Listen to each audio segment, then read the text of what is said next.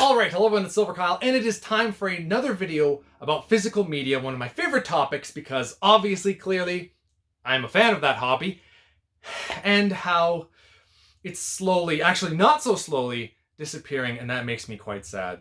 So, my thinking is that Microsoft is the main culprit in this, in really trying to push it. Nintendo and Sony are totally also guilty here as well. Nintendo, they have the eShop where they're trying to promote, if you buy the game there, you'll get points that you can use to then purchase other digital games afterwards. So they're really trying to say that, hey, there's some sales here that you can buy a game at full retail price that you would when you buy a physical game, but you can have it at midnight, because you can download it right then, and then you can use these points and buy more digital games so you can save yourself some money.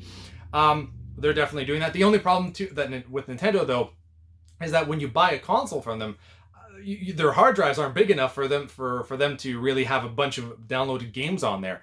So in that sense, they're not pushing it too hard because they never come. Like I myself have pretty much all video games on my Switch are physical. I think I have 2 games, Final Fantasy VII and Final Fantasy IX, that I have on there digitally, and Stardew Valley, actually, so 3 games, but I have a physical copy of Stardew Valley. Actually, I have a physical copy of Final Fantasy VII and Final Fantasy VIII now as well. But anyway, besides that, I have downloaded 3 games, but even myself, where I'm pretty much just getting physical games, I actually upgraded to like a 256 gigabyte SD card, because I wanted more space on there, because even just downloading the games and still having the cartridge, it still takes up quite a bit of room. So and if you're getting digital only, you're definitely going to need an SD card. So with Nintendo, I kind of feel like they're not pushing it too much. They're kind of just slowly moving things along in that direction. Sony, definitely with with the PS5, we're going to have 2 different versions of the PlayStation 5. One of them, which will be still where you can still use physical media, and the other one which is going to have no disc drive, so it's just clearly only digital, which definitely, that's certainly pushing the idea. We've never had that before. Actually, Sony did do that with, I believe, the PSP at one point in time. Didn't do too well back then. But now I think that they're trying to see if they really price, especially at a launch of a system, and having these 2 options, it might entice a lot more people because it will be the cheaper version. And it's like, no, don't do that. Don't give the consumers options like this, because they will go for that. And I understand it's a good business strategy, and I understand the business aspects of it. I understand how also the consumers are going to be winning with this at the moment. Once digital takes over, then they can charge whatever the hell they want. We might not, so they might just say, we were going to have normally you would have a cheaper console, always with the digital, but once that non-digital, the physical console is gone, they can say, well, the digital was supposed to be at the $600 mark and not $400 or something like that. They can say whatever they want and start charging whatever they want once that physical is gone. So at the moment, it seems sweet, but it could get screwed in later on. They still might say, we're going to keep the digital because all consoles are digital. We are saving money so we can keep the cost lower. I hope that that's the case, but in the end, they just care about the dollar, right? Essentially. Now, so you would think, okay, well, Sony and Xbox, PlayStation and Xbox are both doing this. They're doing the same thing. They should be both guilty here. Xbox is worse because of Game Pass.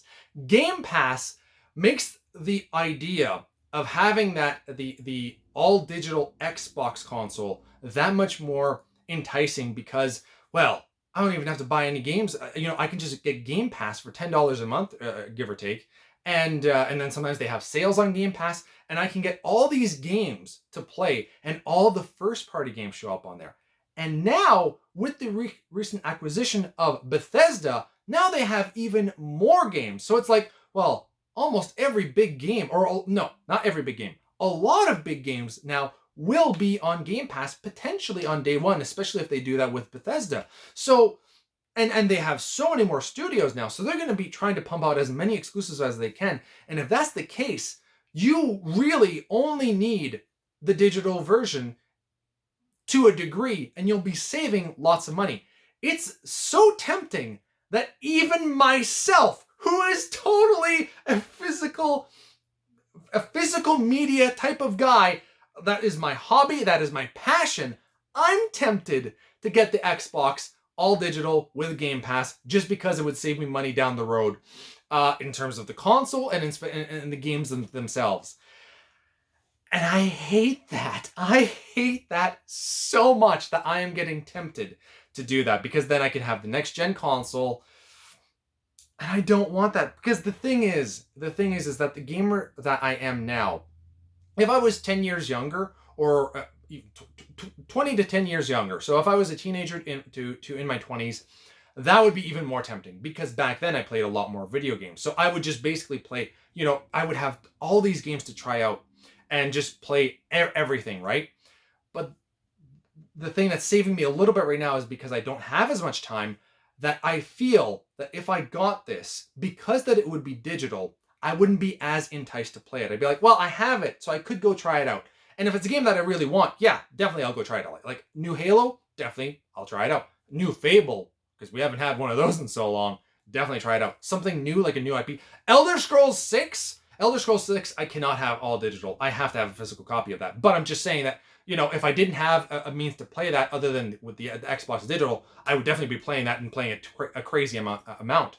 So that's the thing where I think that for the most part, even if I got the all digital, I wouldn't be playing all these games. I'm not that kind of a gamer anymore. I don't have the time. Whereas if I have a physical copy of it, I feel like I owe it to that game to at least try it out, because I do own the physical of it.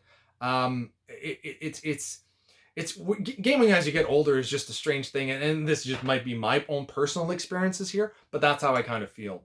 So and it just scares me, and also because of everything that's going on with 2020, I feel that pushed things even further into an all digital world. And I don't like that. It's a combination of things that are kind of all happening at once, that are really pushing for this idea that perhaps the next generation after the Xbox Series X and the PlayStation 5 could be all digital. And I really hope that isn't the case. But we're going to have to see how the sales go for these consoles, how Game Pass does, especially on Xbox. It's going to be curious. I'm also very curious to see how well Xbox is going to do with a cheaper digital version of their console with Game Pass, and if that will entice more people with the announcement of Bethesda. Honestly, Xbox, in a business standpoint, is doing a lot of things right, although they just might be pissing off some people. They'll be pissing off people that don't like the idea of exclusives on a specific console, but if they were planning on getting an Xbox, or are they kind of on the edge, this might push them forward a little bit more. So it's going to be interesting. It's definitely going to be interesting. It's an exciting time. I'm just, not excited for all of this to leave. So anyway, let me know in the comments below what you think about all of this. You have been bearded in. Beardage.